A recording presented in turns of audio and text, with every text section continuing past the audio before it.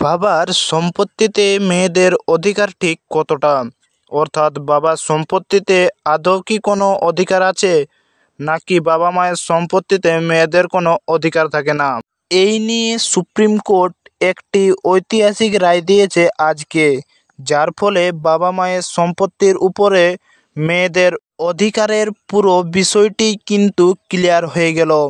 এবং এটা কিন্তু জনসাপেক্ষে একটি বড়সড় নিদর্শন হয়ে দাঁড়ালো। তো কি বলেছে সুপ্রিম কোর্ট এবং কেন এই পেন্সিভেটিভ বলেছে, সমস্ত কিছু জানাবো। সেই জন্যই একটা ছোট্ট রিকোয়েস্ট, ভিডিওটিকে মধ্যখান থেকে স্কিপ না করে সম্পূর্ণ ভিডিওটি দেখতে থাকুন। বাবার সম্পত্তি নিয়ে শুধু বাবা ছেলের মধ্যেই নয়, বাবা ও মেয়ে এবং ভাই বোনের মধ্যেও বিরোধী হয়ে থাকে। বেশিরভাগ মানুষ জানেন না সম্পত্তির উপর কার কতটা অধিকার রয়েছে, যা অজ্ঞাতর কারণেই অনেক সময় সমস্যার সৃষ্টি করে। এখন সুপ্রিম কোর্ট বাবার সম্পত্তিতে ছেলে ও মেয়ের অধিকার নিয়েও বড় রায় দিয়েছে। এই রায়ের মাধ্যমেই একটি স্পষ্ট হয়েছে যে বিবাহিত ও অবিবাহিত কন্যার বাবার সম্পত্তিতে কতটা অধিকার রয়েছে। আসুন সুপ্রিম কোর্টের এই গুরুত্বপূর্ণ বিস্তারিত জানিয়ে দিই। সুপ্রিম কোর্টের ঐতিহাসিক রায়। সুপ্রিম কোর্টে বাবার সম্পত্তিতে কন্যার অধিকার সংক্রান্ত একটি মামলা উঠেছিল, যা মাদ্রাজ হাইকোর্টের সঙ্গে সম্পর্কিত ছিল। এই মামলাটি তামিলনাড়ুর এক নারী তার সম্পত্তির অধিকার চেয়ে দায়ী করেছিলেন। সুপ্রিম কোর্টের দুই বিচার বেঞ্চ 51 পৃষ্ঠায় ঐতিহাসিক রায় প্রদান করেন। তাহলে এই মামলাটি তামিলনাড়ুর এক নারী তার সম্পত্তির অধিকার চেয়ে দায়ী করেছিলেন। সুপ্রিম কোর্টের দুই বিচারপতি বেঞ্চ 51 নম্বর পৃষ্ঠায় এই প্রধান রায় করেন। এই রায় অনুযায়ী এখন থেকে যৌথ পরিবার ও মেয়েদের সম্পত্তিতেও অগ্রাধিকার দেওয়া হবে। সুপ্রিম কোর্টের মতে, যৌথ পরিবারের কোনো সদস্য মারা গেলে তার সম্পত্তিতে ভাইপোদের চেয়ে মেয়েকে বেশি অধিকার দেওয়া হবে। তাহলে সুপ্রিম কোর্টের মতে, যৌথ পরিবারের কোনো সদস্য মারা গেলে তার সম্পত্তিতে ভাইপোদের চেয়ে তার মেয়েকেই বেশি অধিকার দেওয়া হবে। এমনকি 1956 সালের হিন্দু উত্তরাধিকারের আইনের আগে অর্জিত সম্পত্তিতে এই নিয়ম চালু ছিল। তাহলে সুপ্রিম কোর্টের মতে, যৌথ পরিবারের কোনো সদস্য মারা গেলে তার সম্পত্তিতে ভাইপোদের চেয়ে তার মেয়েকেই বেশি অধিকার দেওয়া হবে। এমনকি 1956 সালের হিন্দু উত্তরাধিকারের আইনে আগে অর্জিত সম্পত্তিতে এই নিয়ম প্রযোজ্য হবে। তাহলে 1956 সালের হিন্দু উত্তরাধিকারের আইনের আগে অর্জিত সম্পত্তিতে এই নিয়ম হবে। তাহলে এমনকি 1956 সালের হিন্দু উত্তরাধিকার আইনের আগে অর্জিত সম্পত্তিতে এই নিয়ম প্রযোজ্য হবে। তাহলে 1956 সালের হিন্দু উত্তরাধিকার আইনের আগে অর্জিত সম্পত্তিতেও এই নিয়ম প্রযোজ্য হবে। আগে কন্যাদের সম্পত্তিতে অধিকার কতটা ছিল? প্রায় 70 বছর আগে 1956 সালের হিন্দু উত্তরাধিকার আইনে ছেলেদেরই বেশি গুরুত্ব দেওয়া হতো। তাহলে 1956 সালের হিন্দু উত্তরাধিকারের আইনে ছেলেদেরই বেশি গুরুত্ব দেওয়া হতো।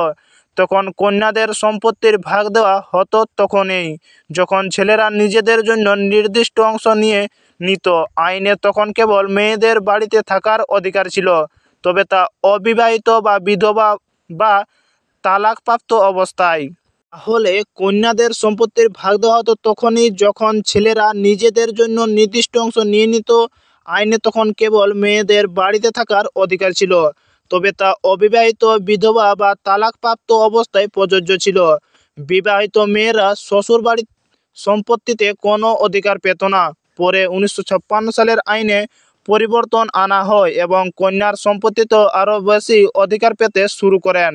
2005 সালে আইনে পরিবর্তন। তাহলে 2005 সালে হিন্দু উত্তরাধিকার আইনে সংশোধন করে কন্যাদের সম্পত্তির অধিকারকে ছেলেদের সমান করে দেওয়া হয়।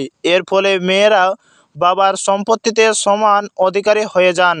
এর আগে বাবার সম্পত্তিতে মেয়েরা অধিকার খুব সীমিত ছিল। তাহলে 2005 সালের পর থেকেই মেয়েরা বাবার সম্পত্তিতে ছেলে এবং মেয়েদের সমান অধিকার। 2020 সালের আবার পরিবর্তন। 2020 সালে সুপ্রিম কোর্ট বাবার সম্পত্তিতে মেয়েদের সীমিত অধিকার সংক্রান্ত আইনে পরিবর্তন করে। নতুন রায় অনুসারে 9 সেপ্টেম্বর 2005 সালে আগে বাবার মৃত্যু হলে কন্যা সম্পত্তিতে ছেলের সমান অংশ পাবে। অর্থাৎ বাবার মৃত্যুর তারিখ মেয়ের সম্পত্তির অধিকারকে প্রভাবিত করবে না। সন্তানের সম্পত্তির অধিকার। অনেকেই মনে করেন যে সন্তানদের বাবার সম্পত্তিতে পূর্ণ অধিকার রয়েছে, কিন্তু আইনি দৃষ্টিকোণ থেকে তা সঠিক নয়। বাবা মায়ের ইচ্ছার উপর নির্ভর করে সম্পত্তির বণ্টন হয়। বাবা যদি নিজের উপার্জিত সম্পত্তির জন্য কোনো উইল না করেন, তাহলে সন্তানদের মধ্যে সেই সম্পত্তির ভাগ করা হবে। তাহলে কি বাবা যদি নিজের উপার্জিত সম্পত্তির জন্য কোনো উইল না করেন, তাহলে সন্তানদের মধ্যে সেই সম্পত্তির ভাগ করা হবে। যদি বাবা যে সম্পত্তি অধিকার করে রেখেছে বা উপার্জিত করে রেখেছে, সেই সম্পত্তি কেবলমাত্র বাবা দেব বললেই পারবে, না হলে তার সন্তানদের সেই সম্পত্তির কোনো অধিকার থাকে না, এবং সেই সম্পত্তি তার সন্তানরা কোনো নিজেরা ভাগ করে নিতে পারবেন না। সম্পত্তি কেবলমাত্র তখনই ভাগ করতে পারবেন বাবা যদি নিজের উপার্জিত সম্পত্তির জন্য কোনো উইল না করেন, তাহলে সম্পত্তি সন্তানরা ভাগ করে নিতে পারবেন। সুপ্রিম কোর্টের সিদ্ধান্ত। এই মামলার আগে মাদ্রাজ হাইকোর্টে একটি রায় দিয়েছিল, যা সুপ্রিম কোর্ট বাতিল করেছে। এক মামলায় দেখা যায় এক বাবার 1949 সালের মৃত্যুর সময় কোনো উইল ছিল না।